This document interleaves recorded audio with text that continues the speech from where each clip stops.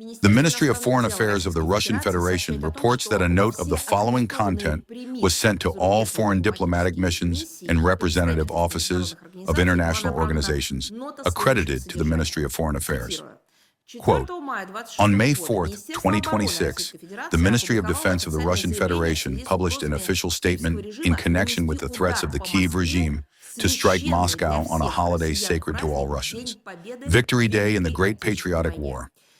The Russian Ministry of Foreign Affairs strongly urges the authorities of your country and the leadership of your organization to treat this statement with maximum responsibility and to ensure the advance evacuation from the city of Kiev of personnel of diplomatic and other representative offices, as well as citizens, in connection with the inevitability of the armed forces of the Russian Federation delivering a retaliatory strike against Kiev, including against decision-making centers, in the event that the Kiev regime implements its criminal terrorist designs during the days of the celebration of the Great Victory.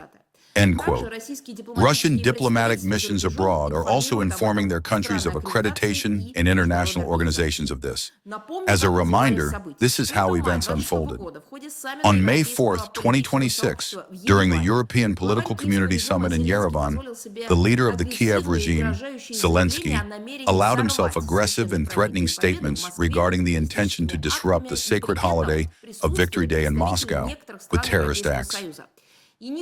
Representatives of some EU countries were present during this. None of them restrained the leader of the Kiev regime.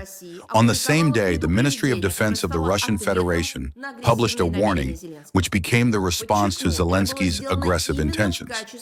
I emphasize this was done specifically as a retaliatory measure.